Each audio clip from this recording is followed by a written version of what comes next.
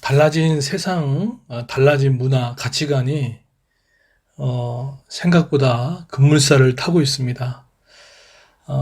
어제 그 같이 사역했던 목사님들, 전국에 흩어져 있었다가 모였던 목사님들, 그리고 어떻게 보면은 영적인 최전방에 있고 세상의 최전방에 있는 분들을 만나면서 뭐 세상에 돌아가는 이야기뿐만 아니라 지금 영적인 뭐 판도 등 여러 궁금함들을 좀 해소할 수 있는 시간이 되었고, 무엇을 준비해야 될 것인지 대해서 큰 인사이트가 있었던 시간이었습니다. 그것을 보면서 이런 말 표현도 그렇지만은 좀 앞서가고 또 시대를 읽어가는, 또 영적으로도 그 판도를 제대로 깨뚫고 있는 사람들의 만남이 이렇게 있는 것이 일단 축복이구나라는 생각들을 하게 됐고요. 사실은 그러한 어떻게 보면은 누릴 수 있는 특권이잖아요. 근데 이 특권들을 우리 단톡방에 있는 우리 지체들에게 여과 없이 진심을 다해서 나눠주는 것이 성도들의 가정과 직장과 사업장을 끌어가는 데 도움이 되겠다라는 생각들을 하게 됩니다. 우스갯소리도 어쩌면 여러분이 특권자입니다. 어제 모였던 분들이 한 6명밖에 되지 않거든요.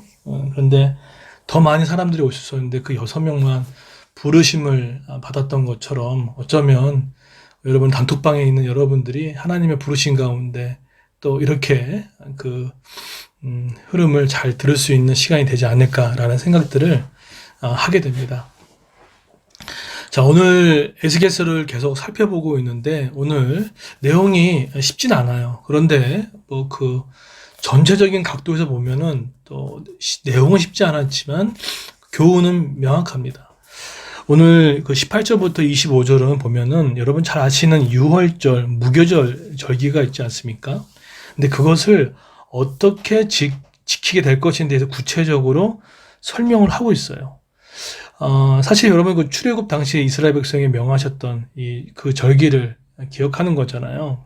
그 출애굽 당시에 종되었던 그들을 어떻게 구원했는지가 초점인데, 이것이 오늘 본문과 차이가 있어요.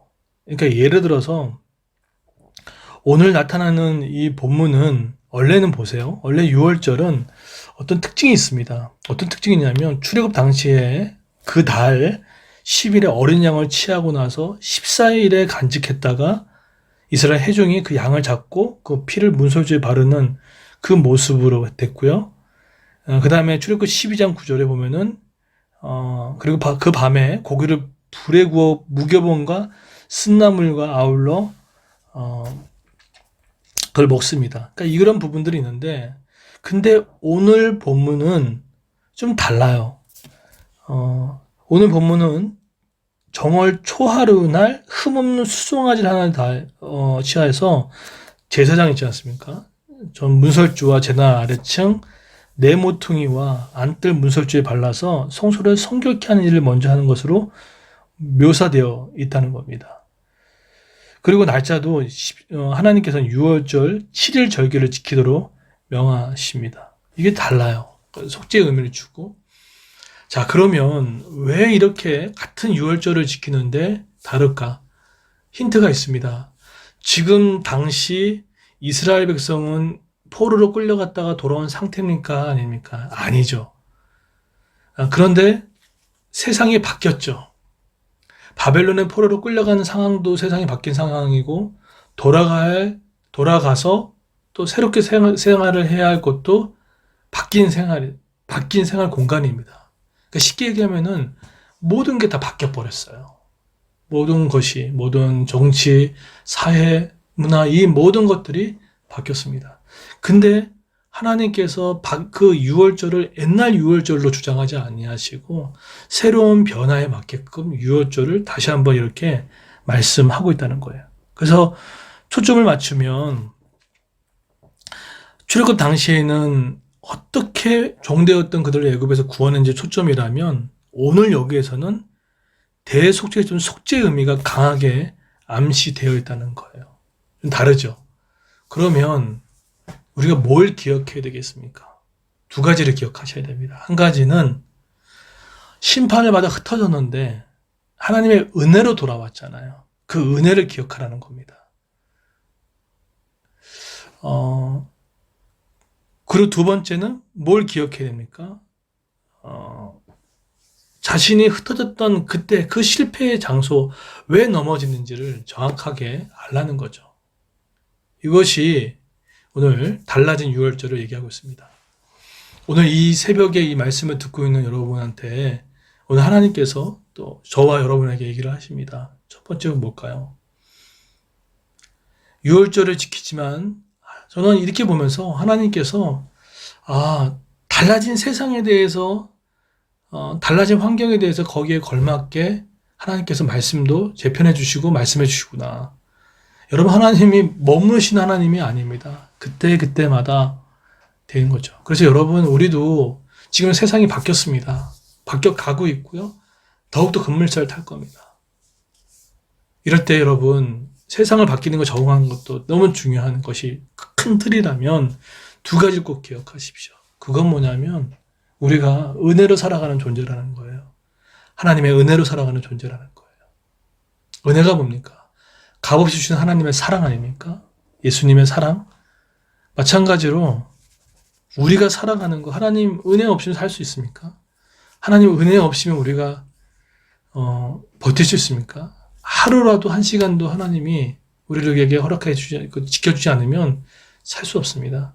여러분, 지금의 평안한 환경, 풍성한 삶, 또 여러 가지 우리 기쁜 모습들, 아이가 주는 기쁨, 또 든든한 가정, 모든 것이 은혜입니다.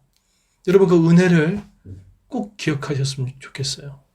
그리고 두 번째로 넘어진 자리. 여러분, 신앙생활 하면서 언제 우리가 거덜나는 경험을 합니까? 넘어진 자리, 실패한 자리가 있단 말이에요. 단점이 한 가지 뭡니까? 하나님과의 멀어졌을 때예요. 그리고 하나님의 일을 감당하지 않을 때예요. 하나님 일을 안 했다고 하나님 혼나? 너무 그 목사님 가격한 거 아닙니까? 그 뜻이 아니라 중요한 게 뭡니까?